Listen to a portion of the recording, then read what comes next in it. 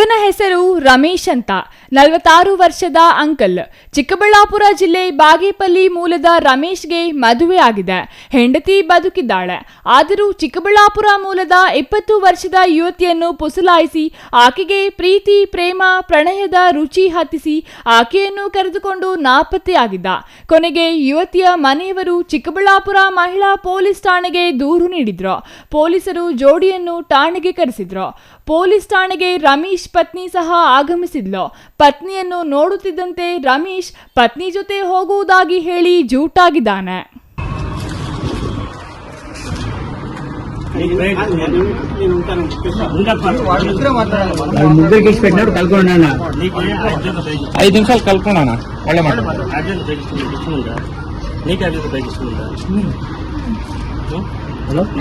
ఇద్దరు ఒట్టుకునే వాళ్ళిద్దరు అడుగుతాం ఇద్దరు ఒట్టుకుని కూడా ఉంటాయి ఏం కూడా నాకు ಬೇರೆ ಬೇರೆ పెట్టి నేను చూసుకుంటున్నాను, సాకుంటాను సార్. అది నా జవాబారు. ఎట్లా వచ్చి నా జవాబారు.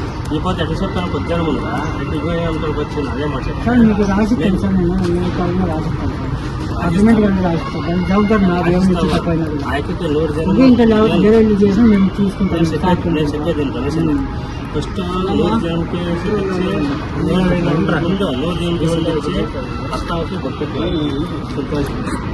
ఎంపీ వాళ్ళు చేస్తున్నారు. ఎంపీ ఎట్లా చేస్తే ఇట్లా కలేసకి అయితే ఎవరు జనాలు చెప్పేది మీరు చేసుకునే ముగ్గురు, మీరు పాస్పోర్ట్ ఎంత 30 జనం కరెక్ట్ కదా. రేపు పరిస్థితి ఏమో రాయిస్తానా చెప్తాను. ఆపోతే ఏం రాయి చెప్తుంది. నేను ఇప్పుడు ఎక్కడ పోనమ్మా తల్లి అంటే కొద్దిగా మనం తట్లా అనిపించాను. కరెక్ట్ కదా. ఏమో తరఫున అట్లే చెప్తాను. చెప్పడం ఆ మాట నేను ఇంకా ఏం తరఫున అట్లే చెప్తాను. నాకు ఎవరు శ్వాస వద్దమ్మా వాడు పాట బతుకుతాను, నేను బాగున్నాను అంటే ఆపోతే ఆ మాట చెప్పినవాడు ఈ 30 జనం ఆన్సర్ ఏం చెప్తారు. నువ్వు ఒకరిని హిందూ నీకు అన్నయ్య నీకు సిద్ధాస్తా నేను ఇక్కడ ఇందులో అన్నయ్య వెళ్ళాను. నేను ఇంకా వీళ్ళిద్దరు కాక వీళ్ళ ఫ్యామిలీ కాదు. ಇನ್ನು ರಮೇಶ್ ಕಳೆದ 2 ತಿಂಗಳ ಹಿಂದೆ ಚಿಕ್ಕಬಳ್ಳಾಪುರದ ಯುವತಿಯನ್ನು ಕರೆದುಕೊಂಡು ಹೋಗಿ ಬೆಂಗಳೂರಿನ ಸಿಂಗಸಂದ್ರದ ರೂಮ್ ಒಂದರಲ್ಲಿ ಸಂಸಾರ ನಡೆಸಿದ್ನಂತೆ. ಬದುಕಿದ್ರೆ ನಿನ್ನ ಜೊತೆ ಚಿನ್ನ, ಇದ್ರೆ ನಿನ್ನ ಜೊತೆ ಚಿನ್ನ ಅಂತ ಮಾಂಗಲ್ಯ ಕಟ್ಟಿ ಹಗಲು ರಾತ್ರಿ ಭೂಮಿಯ ಮೇಲೆ ಚಂದ್ರನನ್ನು ತೋರಿಸಿದ್ನಂತೆ. ಈಗ ನೋಡಿದ್ರೆ ಪತ್ನಿ ಕಣ್ಣಿಗೆ ಕಾಣ್ತಿದ್ದಂತೆ ನಂಬಿ ಬಂದವಳಿಗೆ ಗುಣ್ಣ ಇಟ್ಟು ತನ್ನ ಪಾಡಿಗೆ ತಾನು ಹೋಗಿದ್ದಾನೆ. ಇದರಿಂದ ಮೋಸ ಹೋದ ಯುವತಿ ದಿಕ್ಕು ತೋಚಿದಂತಾಗಿದ್ದಾಳೆ. ಇದು ಅವ್ರೂರಾಗ ಪರಿಚಯ ಆಗಿದ್ರು, ಫೋನಲ್ಲಿ ಕಂಟೆಂಟ್ ಆಗಿದ್ರು. ಇದು ಮದುವೆ ಮಾಡ್ಕೊತೀನಿ ಅಂತ ಹೇಳಿದ್ರು. ಸರಿ ಆಯಿತು ಅಂತ ಬಲವಂತ ಮಾಡಿದ್ರು. 4 ಸತಿ ಬಂದು ನಮ್ಮೂರಿಗೆ ಬಂದು ಹೋಗಿದ್ದಾರೆ. 1 ಸತಿ ಬಂದಿದ್ದಾರೆ ಅಷ್ಟೇ ಸರ್, ಬಂದು ಹೋಗಿದ್ದಾರೆ. ಮತ್ತೆ ಮದುವೆ ಮಾಡ್ಕೊತೀನಿ ಅಂತ ಮತ್ತೆ ಕರ್ಕೊಂಡು ಹೊರಟೋಗಿದ್ದು ಸರ್. ಇಲ್ಲ ಸರ್. ರಮೇಶ, ವಯಸ್ಸು 46. ಬೆಂಗಳೂರು ಕರ್ಕೊಂಡು ಹೋಗಿದ್ರು ಸರ್. 20 ಸರ್. ಇವಾಗ 20. ಅವಾಗ ಏಜ್ ಆಗೈತೆ ಅಂತ ಹೇಳಿದ್ದೆ ಸರ್. ಬೇಡ ಅಂತ ಹೇಳಿದ್ರೆ ನಾನು ಇಲ್ಲ, ಏಜ್ ಎಷ್ಟಾದ್ರೂ ಆಗಲಿ ಪರವಾಗಿಲ್ಲ ಬಾ ಅಂತ ಹೇಳ್ಬಿಟ್ಟು ಕರ್ಕೊಂಡು ಹೋಗಿದ್ದು ಸರ್. ರೂಮ್ ಮಾಡಿದ್ರು ಸರ್. ಇಲ್ಲ ಸರ್.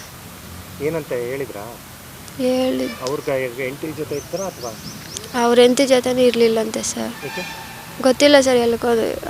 ಎಲ್ಕೋ ಹೊರಟೋಗಿದ್ರಂತೆ. ಅವರು ನಮಗೆ ಹಂಗೆ ಹೇಳಿದ್ರು.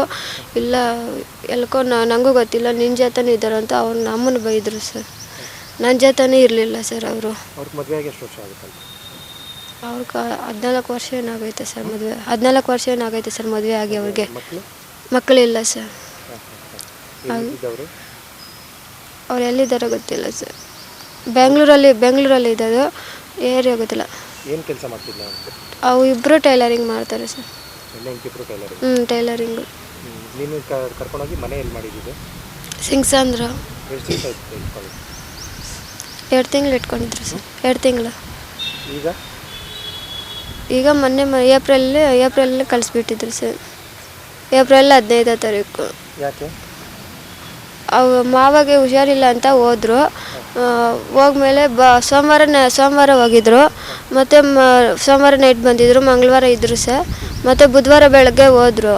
ಬೆಳಗ್ಗೆ ಸಾಯಂಕಾಲ ಬಂದುಬಿಡ್ತೀನಿ ಅಂತ ಹೋದರು. ಬೆಳಗ್ಗೆ 10:30ದಾಗ ಫೋನ್ ಮಾಡಿದ್ರು. ಮತ್ತು ಫೋನ್ ಮಾಡಿದೆ ಸ್ವಿಚ್ ಆಫ್ ಅಂತ ಬಂತು ಸರ್. ಮತ್ತು ಇದು ಬೇರೆಯವ್ರ ಒಂದು 3 ದಿನ 4 ದಿನ ಬಿಟ್ಕೊಂಡು ಬೇರೆಯವ್ರ ಫೋನಿಂದ ಮಾಡಿದ್ದಾರೆ. ಮಾಡಿಬಿಟ್ಟು ಈ ಥರ ಕೇಳ್ತಿದ್ದೆ, ಇದು ನಿಂಗೂ ನಂಗೆ ಏನು ಸಂಬಂಧನೇ ಇಲ್ಲ, ಏನಾದರೂ ಮಾಡ್ಕೊ ನೀನು, ಎಲ್ಲಾದರೂ ಹೋಗಿ ಸಾಯಿ ಅಂತ ಹೇಳಿದ್ರು ಸರ್. ಆಮೇಲೆ ನೀವೇನು ಮಾಡಿ? ಮತ್ತು ನಾವೇನು ಮತ್ತೆ ಆಲೋಚನೆ ಮಾಡಿದ್ರು ಸರ್. ಅಲ್ಲ, ನೀವು ಎಲ್ಲಿಗೆ ಹೋದ್ರೆ ಅಲ್ಲೇ ಇದ್ರಾ ಅಥವಾ ನೀವು? ಅಲ್ಲೇ 2 ದಿನ ಅಲ್ಲೇ ಇದ್ದೆ. ಮತ್ತು ಗುರುವಾರ ಬಂದೆ ಸರ್ ನಾನು ಅವ್ರೂರಿಗೆ ಬಂದು ಅಲ್ಲೇ ಇದ್ದೆ ಸರ್. ಊರಿಗೆ ಬಂದಮೇಲೆ ಸರ್ ಅವರು ಫೋನ್ ಮಾಡಿದ್ದು. ಅವ್ರ ಫೋನ್ ಸ್ವಿಚ್ ಆಫ್ ಮಾಡಿ ಇಟ್ಕೊಂಡವ್ರೆ. ಇಲ್ಲಿ ಊರಿಗೆ ಬಂದಮೇಲೆ ಬೇರೆಯವ್ರದ್ದು ಫೋನ್ ಇಸ್ಕೊಂಡು ಮಾಡಿರೋದು. ಈಗ ಮನೆಯವರು ಅವ್ರ ಕುಟುಂಬದವ್ರು ಯಾರು ಇಲ್ವಾ? ಅವ್ರು ಯಾರು ಇರಲಿಲ್ಲ ಸರ್. ಆಮೇಲೆ ಈಗ ನೀವು ಊಟದ ಮನೆಗೆ ಹೋದ್ರಾ? ಇಲ್ಲ ಸರ್, ಅವರು ಕರ್ಕೊತ ಇಲ್ಲ ಸರ್. ಏನು ಹೇಳ್ತಾರೆ? ಬೇಡ ಅಂತ ಹೇಳ್ತಿದ್ದಾರೆ sir. Life police station complaint ಏನು ಕೊಡಲಿಲ್ಲ ನೀವು? ಇವಾಗ ಮೊನ್ನೆ ಅದು ಕೊಟ್ಟಿದ್ರು ಸರ್, ಇವಾಗ ಕೊಟ್ಟಿಲ್ಲ ಇನ್ನು. ಈಗ ಬೇಡ ಅಂತಿದ್ದಾರೆ. ಅವರು ನ್ಯಾಯ ಕೊಡ್ತೀರಿ ಅಂತ ಹೇಳ್ತಿದ್ದಾರೆ ಸರ್. ಅಮೌಂಟ್ ಆದರೂ ಕೊಡ್ತೀರಿ, ಇಲ್ಲಾಂದರೆ ಏನಾದರೂ ಮಾಡ್ತೀರಿ ಅಂತ ಹೇಳ್ತಿದ್ದಾರೆ. ಈಗ ನಿಮ್ಗೇನಾಗಬೇಕು ಗೊತ್ತಿಲ್ಲ ಸರ್, ನಮ್ಮಣ್ಣ ಏನೇ. ಮತ್ತೊಂದೆಡೆ ಯುವತಿಯ ತವರು ಮನೆಯವರು ಸಹ ಯುವತಿ ಮಾಡಿದ ಕೆಲಸಕ್ಕೆ ತಾತ್ಸರ ಮನೋಭಾವ ತಾಳಿದ್ದಾರೆ.